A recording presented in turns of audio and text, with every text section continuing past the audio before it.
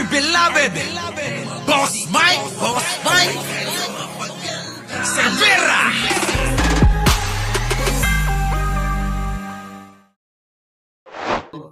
Just saying po, just saying. Kung kayo'y gaming, parang ano yung kategory ng pag-core at saka ng Pogo? Hindi ko po alam. Hindi po ako authority on the nomenclature eh. Diba? Oo. Pero meron ng pending bills at gusto ninyo na bawasan ang taxes o ang buwis sa PCSO. Pakipaliwanag nyo nga po, bakit to? Malaki ho ba yung tax take ng gobyerno sa PCSO collections? For comparison, ang PAGCOR only pays 5%. Okay. Ang PCSO po, pag kaya mo, there is already 20% documentary stamps. It used to be 10% lang. In 2017, it's only 10%, no? So, doon kagad 20% versus 5%, 20%. Then, we pay tax on prices, on winnings, 20% again. And then we pay corporate income tax, about 20+%. And then our automatic earmarkings, we give to PhilHealth, Universal Healthcare, we give to CHED, we give to dangerous drugs, we give to PSC, we give to Boy Scouts, we give to, and a host of others. No? So, yan po yung aming pinabayaran. We're not complaining because batas po yan. Kaya lang, it harms the capability or our function to do charity. Yung ba, from one pocket to another sana, diretso na po sana, napupunta pa sa kung saan. And in fact, ang mandate namin is to charities, hindi naman po sports, for example, not even dangerous drugs. No? Pero naglalagay, not even education. Yung charter po namin does not mention that, only charities of national character. All right. Pero sa totoo lang po, bali bilyones yung gross revenue ng PCSO. Magkano yung natirang net income nitong nakaraang taon? Wala po kaming tinitira. Everything goes to charity. Okay. Pero magkano yung gross revenues o collections ninyo na na-raise? Target for 2023 was 57 billion. Ang aming reach ay 61 billion po. And we paid taxes of 17 billion. Okay. Ano? Bilyon ang kinikitang pinapasok sa gobyerno. Nakakatuwa po yan because we were never envisioned to be a revenue generating agency. I'm sure the framers of the charter, hindi po nila inisip yan dahil charity lang po. Pero just the same, ito po, 17 billion in taxes and no subsidy from national government. Marami yung umaasa na parang sana ay makatulong ang PCSO kung sila ay may sakit o nasa charity ward ng mga ospital natin. Meron na ba kayong bilang ng mga natulungan nitong charity cases ng PCSO nitong nakaraang taon? 300,000 po. Persons, ganun ho? Oh, ano-anong mga kaso to? Anong medical condition? Ay, samot-sari po. Samot-sari po. Even cancer, even transplant, meron po kami. Everybody who gets to be appointed to government ang talagang pangunahing gustong-gusto mapuntahan. Kung hindi PAGCOR, PCSO. Kayo po nandyan ngayon sa PCSO. Although in fairness, galing na ho kayo sa LRTA, sa IBC 13, at naging din po kayong spokesperson ni Brother Mike. Pero ang matindi hong parang tipong naganap na huli, kayo yung biggest donor ni President Bongbong Marcos nung nakaraang eleksyon. 30 million pesos. Pakipaliwanag nga ho ba yun? Bakit ho parang tipong, payback time? Sorry ho kailangan itanong. I think you cannot deny that I'm a supporter, no? All right. And I'm trusted. So, I think yun naman ang kailangan dyan you must have the trust kasi I cannot appoint myself, no? Kahit gustuhin ko man, no? I have to be appointed. So, I think it's safe to say that I'm trusted by the President, no? For giving me this job and I think personally I can deliver. So, kahit naman ho siguro, actually, hindi naman ho ako number one donor Hindi ho ba? Yun nga po, I think the requirements are, you must have the confidence. Importante po yan The confidence, and I think, pangalawa is if I have the competence, no? Other than that, is all speculation. But the fact is, yes, I did donated, no? Pero marami rin naman hong nag-donate, hindi rin naman ho na-appoint Marami hong nag-donate din na na-appoint. Ano po? Opo, pero marami din pong nag-donate na hindi rin. So, if it evens it out, di hindi po yung logical conclusion. Marami yung kandidato nung nakaraang eleksyon, ano po, medyo samot-sari yung candidates for president. Bakit po si Pangulong BBM? Ito po ba'y dahil talagang out of conviction, out of faith ninyo? Ano ho ba yung naging dahilan? Ba't kayo naglaan ng 30 million pesos para sa campaign? Ano naman kung kaya naman eh. Kami nga malaki rin yung na-donate namin dyan ah. Naloko na. Malaki rin yung na-donate namin. Naloko na. Issue ba yan? Issue? Alam niyo ho, ito ang hindi alam ng lahat, no? Noong pandemic, ang mag-asawa pong si BBM at that time and Attorney Lisa, they wanted to help. Lalo na after nung siya tinamaan ng COVID. So, President. ang dilema, how do they help na hindi nakikitang umiepal sila na nagkakampi? So, you know what they did? They asked a friend, my friend, to do the giving. Ikaw credit mo ha. And then using me as doon na pumunta sa bahay ko na lang. Kasi baka makita sa kanila, sabihin pa. So can you imagine, merong politiko na who will help with zero credit? At palagi ko, lahod ka akong ganun eh. Because in politics, you have to give and be known. You have to, what the right hand gives, the hand and the feet should know. Sa politics, yung pang nakikita ko. But here is a person who was a victim, who just wanted to help sincerely. Ginamit ho lahat ng resources niya. Ang dami ko sa bahay. Doon sa bahay ko, akala lang, dami kong ako na mamimigay eh. Pero ang secret is, they never revealed this. Kaya nung kampanya, sinasabi, anong ginawa mo nung COVID? All over the country po namimigay sila. Through using me. First hand po ako nakakita. Now it can be taught kasi wala nang reason para i-kubli ito. Nung sinasabi, anong ginawa mo? Kasi yung iba, mga siga, may ginawa ng COVID. Uy, si FLM yun. Baka naman ibang Marcos yung sinasabi mo ha. Boss Mel Robles. Si Mangusin yun ha. Si Mangusin. Naloko na. Hindi rin. Sabi ko, ako na. I'll come up. I will give a personal testimony. Sasabihin ko lahat kung ano ang pinagbigyan. Dahil ako nagdala. Sino po sa tingin nyo ang kandidatong hindi man lang niya alam kung tatakbo pa sa presidente o vice president, which is true. Well, hindi pa ho at that time, hindi niya alam kung anong tatakbuhan niya. Meron pong politiko na ganyan. Hindi ba kayo tataya ng gano'n? Sa akin, ibang klase yung politiko yan. Tapos has been passed and maligned sa lahat ng bagay, kahit ng mga kaibigan kong pare. Sabi ko, excuse me, you're talking to the wrong guy. Anak ko ito. So lahat ko na nagsasabi at nakita ko first hand. Walang politikong gagawa niya. So sabi ko, eto ang kailangan manalo. Trabaho talaga ito. Bihira ito. Baka wala na nga tayo makitang ganito eh. Baka wala na tayo makitang ganito na talagang todo, lahat ng resources, pati ano yun, yung Lianhua, namimigay pa sila kasama sa kit nila, mas PPE, Lianhua, ganyan. Yan ang namimigay. Personal ko yan. Kaya ako ay naniniwala dyan. Kung merong ganyang tao na magbibigay, kasi sino ba naman ho yung binigay ko? Na walang publicity. Ano po?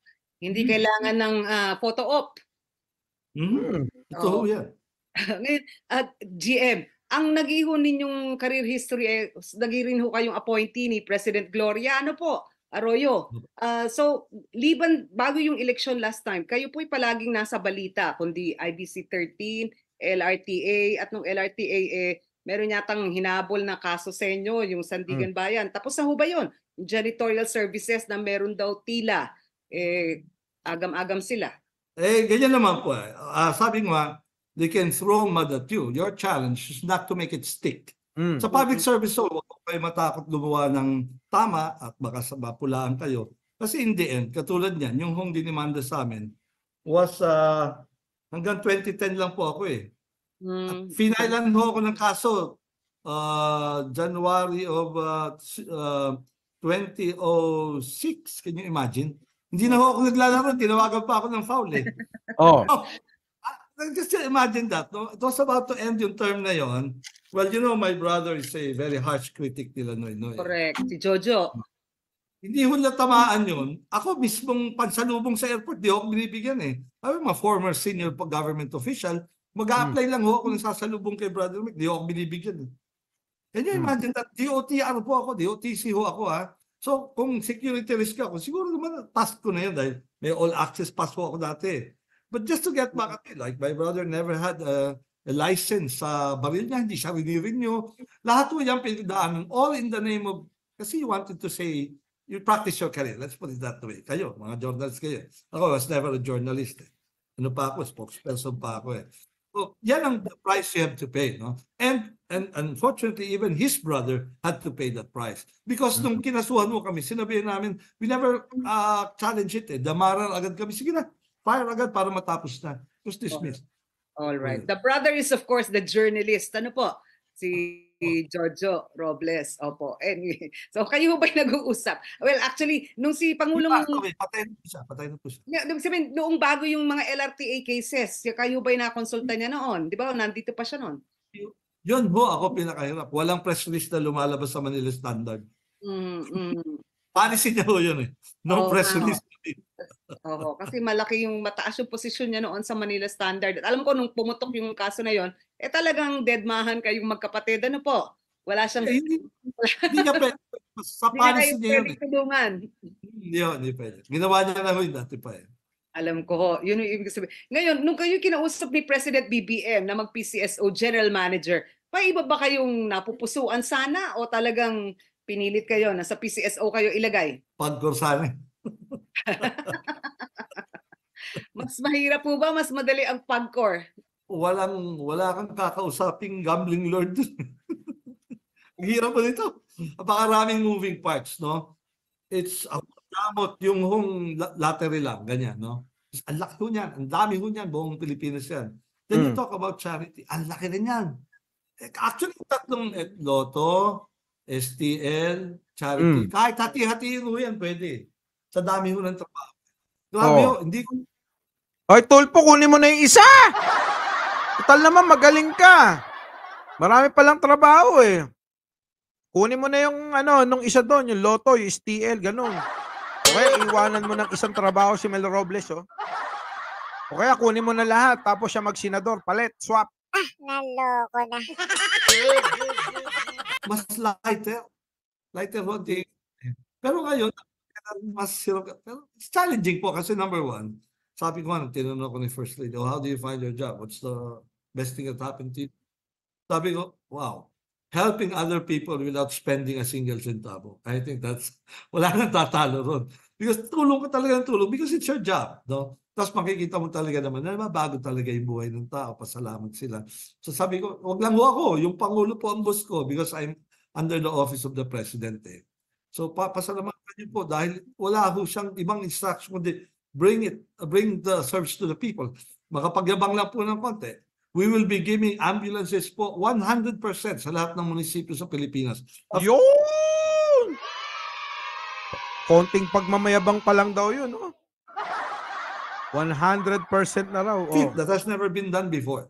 Okay. Oh. 1,500 ho yun, lahat ng municipalities. Ano po? Oh, lahat ng municipalities sa buong Pilipinas nakapagbigay na ang PCSO ng ambulansya.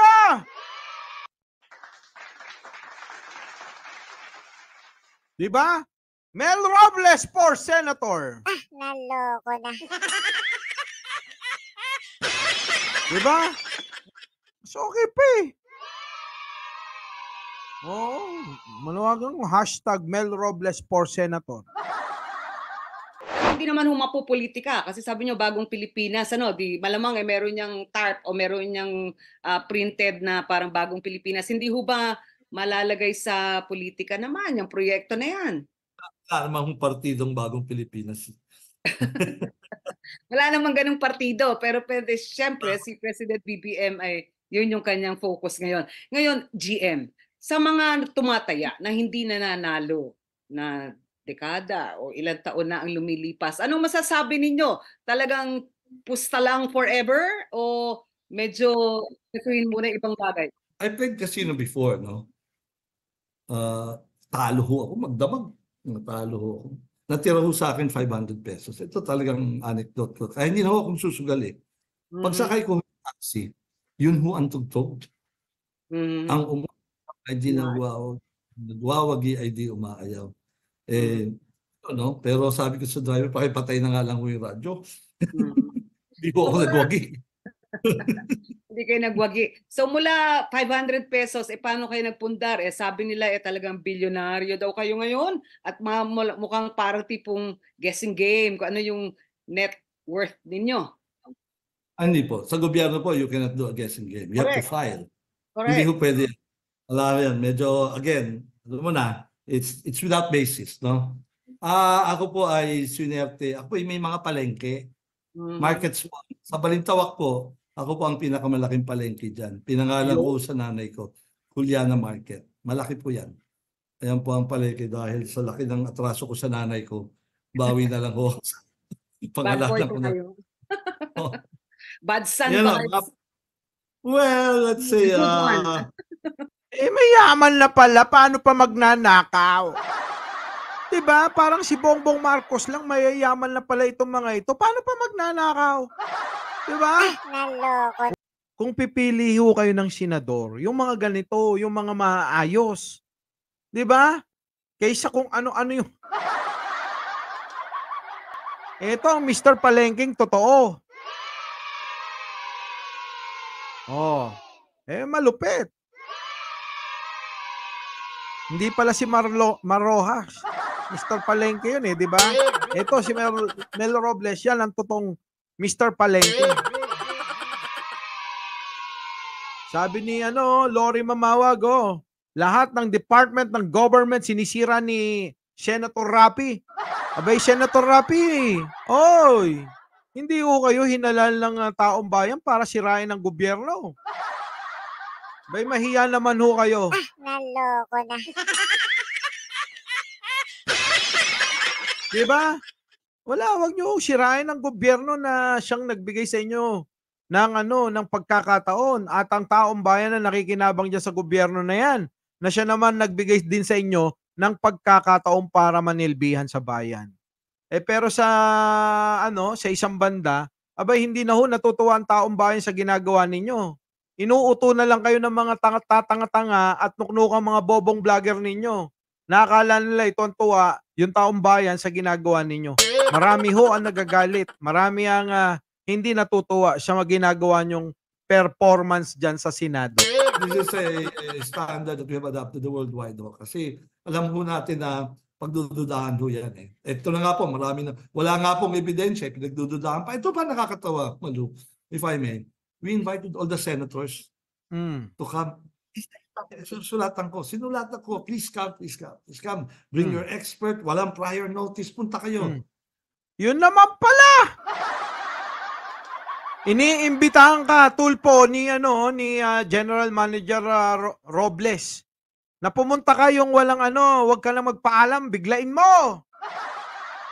Tapos isama mo yung mga tatanga at nuknukan mong mga vlogger, ha? Oo. Yung mga vlogger mo, sama mo. Naloko na. Ngayon, ano ho yung dahilan? Bakit kayo tinutugis ngayon nila Senator Tulfo at ng ilang miyembro ng House na mag-resign na daw? Si Senator Tulfo, mahirap ko naman tanungin yun. Mm. Kaya mo, pag naging senador ako, tatanungin ko. Yan! Naloko na. Alam nyo na! Pag naging senador daw siya, dun pa lang niya matatanong. Ay, gusto ko yan.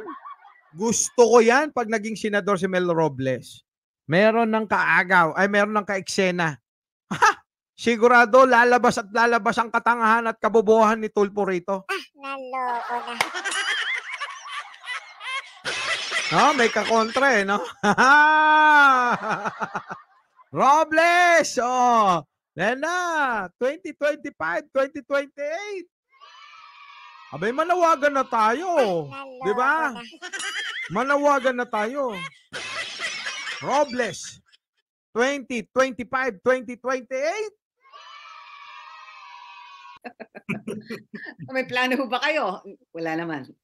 Hindi sabi ko, kung tatakbo ho ako, Nako. in the tradition of Mandaling Murato, di ba? Ano ho ba tinakbuhan ni Mandaling Murato? Di ba tumakbo siya? Presidente! On the lighter side, wala ho. I've been the chairman of the Buhay Party List. And Naloko na. Boss Mel, wag na munang presidente. Wag presidente. Hayaan mo muna si Manang Aimee. Senador ka muna, ha? Senador! GM Mel, ano yung inyong masasabing advice sa mga tao na may inaalaga ang numero, matagal ng panahon, umaasa pa rin na baka manalo na sa huli, pero may duda ngayon na baka wala namang lotto winner talaga, may magic lang. Ano ho yung inyong mabibigay na advice? Two things. No? Malu, let me flex a little. Nung nanalo yung 433, we backtrack kasi ano yun, series of 9, 18, 27, etc. No? During the press con, nabigla ko na lang nasabi na, you know, it doesn't only pay to be loyal to your spouses. It also pays to be loyal to your numbers. Pinick up ng BBC yun. Yan yung bragging rights. Eh. A quote picked up by BBC. No? But which is true. This is a game of chance. And it is all about betting on the number that na hindi pa lumalabas, most likely. No? And if you want to win the lottery every day, then just bet on all the odds. Which is of course not wise because you won't get the whole price, maybe. Kasi baka may kahati ka no? So, it is a game of chance and tumaya po kayo kasi nakakadiversion tayo and hope springs eternal. Yan po ang kagandahan sa ating Pilipinas eh. Mga Pilipino, huwag tayo mawala ng pag-asa. Correct. At yun nga, lastly, ang sinasabi namin, sa bawat taya may kawang gawa. Alam ko po yung iba hindi naman po yan ang iniisip eh. Naiisip na lang yan pag hindi na nanalo eh. Kasi siyempre, okay, anyway, nakatulong naman ako. It's important to us to be focused on the charity. Lahat mo ng ginagawa namin ay para sa agency namin, ay hindi ho ito, wala na ho kami ibang end. Wala na ho kami iba kundi sa charity po. Lalo na po ngayon, pag may lumapit po sa amin for hospitalization, it's always in the vicinity of 1 million. Nakakaawa ho. Kung kahit OFW ka, nagtrabaho ka, wipe out ka, isang sakit lang. At dito po kami pumapasok. Kaya yung universal healthcare po, kahit po natapyasan kami ng 40%, almost half of our charity went to universal healthcare. Okay lang po sa amin kasi it's the same. Pareho rin naman po ang pinapupuntahan. Tumaya po kayo, kung mabuti po sa inyong kalooban tumaya kayo. At isa lang masabi ko, pag tumigil ho kayo, tinigil nyo na yung chance nyo manalo. With that po, tandaan nyo lang po, kahit kulang ang pera namin, marami ho kaming boys, sinasabi ko lagi, ang PCSO ay hindi umuurong sa pagtulong. Yon! Okay, meron pa kayong parang tagline. Anyway, maraming salamat to. Mukhang talagang pumusta, game of chance ito, at pag nanalo, magkawang gawa. Parang yun ang mensahe niyo po, ano? Opo. Thank you very much po. Bigay niyo ng sa akin. Okay. Maraming salamat po, General Manager Mel Robles. Yon! Mukhang may parinig. Kakabahan lalo si Tulpo neto. Naloko na. Ay, nako. General Manager Robles. Naku, 2025. Okay ba sa inyo yun? Okay ba? Kapag sumama si Attorney Claire at saka si Attorney Lebayan, sama na natin. Diba? Naloko na. Oo. Boss, anong partido ang dadalhin ni Mel Robles? Ewan ko lang. Boss Toto, ha? Hindi ko pa alam. Pero alam nyo, sa totoo lang, napagod na ako. Kaya alam nyo, magpapaalam na ako. Dalaw, baka pumanal. Naloko na. Pagod ako. Anyway, mga boss, ay mga tao nasa bakasyon. Hayaan natin, kayo, hindi kayo nagpapahinga, no? Huwag na si Boss Mike, makakalkal kung ilan ang naging niya. Naging Jocelyn, ikaw kaloko mo talaga. Mapagkamala si Boss Mike na babaero. Iko! Buti na lang tulog. Diyan ka muna. Dito na. Muli, ha? Alam nyo na. PR manager si Jen Angeles, sabi ni Busabos. Siyempre, dapat ganon. Ha? Partido ni Boss Mike Cervera. Yung. Siya na naman, sama mo na siya. Huwag na yun. Mahina ulo nun, ba't natin isasama si Banatbay? Bobo yun eh. Hindi nga makapasok-pasok ng party list eh. Isasama nyo pa sa Senado? Wag. Partido, sama ko dyan. Sama! Oh, sabi ni One Hand, sama sila. Sino pa? Si Boss Glenn. Oh, nandyan na. Si Lord Glenn. Jinkohi. Sige, Boss Mike, ha? Oh, ano? Post mo na. Oo, i-like mo tapos i-share mo, ha? Share mo. Boss Mike, MCM, logo mo. Oo! Old school, ano? Heart lang, Daisy. Nilay-nilay tayo, mga kaibigan, pagkatapos ng live. Oo. Catering Galpo, ayan. Oo. Ha? Okay na. Bobo, si Gcash Bay, sabi. Isama mo si Nino Barsaga. Naku. Muli, Mike Cervera po, lagi nagpapaalala, mahalin natin ang ating kapwa, pagdasal natin lagi ang ating bansa. Magandang umaga, magandang hapon, at magandang gabi sa mandako ng mundo naroon kayo. Siyempre, magandang buhay na rin para sa ating lahat. Our beloved Boss Mike Cervera.